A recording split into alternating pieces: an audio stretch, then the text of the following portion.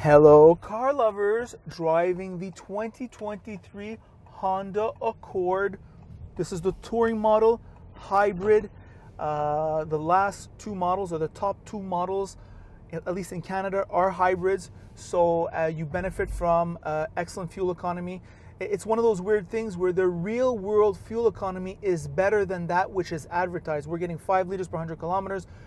I'm making no compromises in my driving. Often when you have a hybrid or an electric, you're always careful when you're braking to get the max regen. I'm not doing any of that.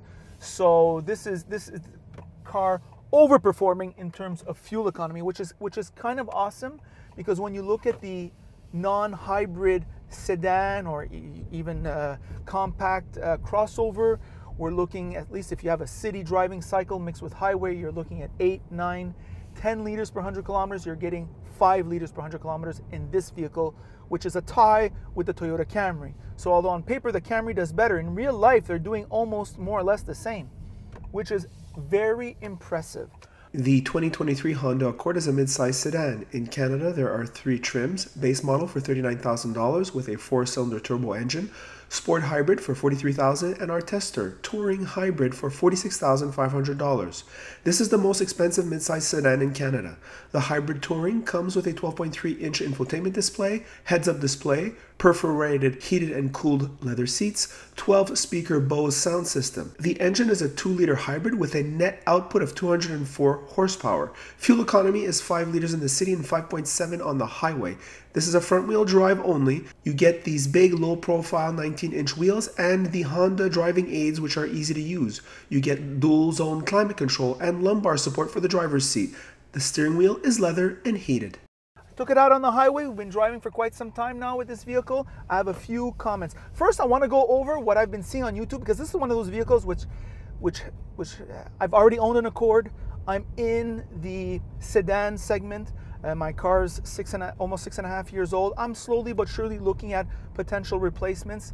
This car comes out, hybrid, Honda, reliable. I look at the reviews. Some reviewers are even saying it's better than the Acura TLX, but it's unanimous the praise this car gets. I have maybe somewhat of a more nuanced analysis. Let's start with the exterior styling. The exterior styling is conservative, and I would say, with the exception of the Subaru Legacy, it is the least good-looking one. Can somebody tell me the Camry is better looking than this one? I don't think so. The Kia K5, I don't think so. Even the Sonata is a fashion risk, and it's charming for that. There is no risk with his exterior styling. It has very large overhangs, looks similar in that respect to the Toyota Avalon. I am not sure the Toyota Avalon should be held up as the poster child for great styling. That's all I have to say about that. They kind of like, the A-pillar is kind of like backed up. You have a long hood. It feels big. It feels like a full-size, this vehicle. It is intermediate. It's a mid-size sedan. So that's what I have to say about that. Low-profile 19-inch wheels. I'm not feeling it on the Montreal Trail. This is very good. And on the highway, very quiet. This interior is super quiet. So this is the high-level experience, the luxury experience. In the front, the room is wonderful.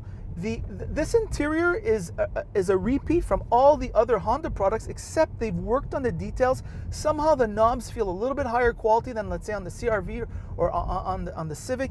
These dials for the ventilation, the direction of the ventilation hubs feel more quality. Everything feels a little bit more quality here. Soft touch material here, but also here, also here, also here, also here for the knee rest. This shifter takes itself well in hand. Really feels quality stuff when you're holding onto it or changing speeds. Very good stuff, Honda. The steering wheel, the center looks average. The rim is just the right size. Nice soft leather. Very good on that level. Digital dash, class appropriate. Heads-up display, very clear. This infotainment, I would say I would like perhaps a bit more brightness, but however, the functionality is class average. It has nothing to envy from its competitors. Apple CarPlay, Android Auto, there is wireless charging, all that good stuff. We're doing well here. Rear seat room, it's very good. Plenty of room for the legs, plenty of room for the passengers. There is a lack of headroom. I'm 5'9" with a lot of legs, and I am almost rubbing when I'm sitting back. So if you're 6 foot or more, I don't think you're gonna make it. I have to put a strike on Honda for that one. Kind of important. This is the mid-size sedan class, and the styling, which is not that awesome, for the rear passengers is taxing. The trunk is huge, very good on that level. The seats are very comfortable. The leather quality is above average, I'd say. This is a high quality product. They charge more for it. In Canada with taxes, it's $53,000, which is about $3,000 more than its competitors. I'm feeling it in the seats. I'm feeling it in the general quality. I'm feeling it in the sound insulation, and that is about it. The hybrid system and the transmission are such seamless players. I think this does as well or almost as well as Toyota.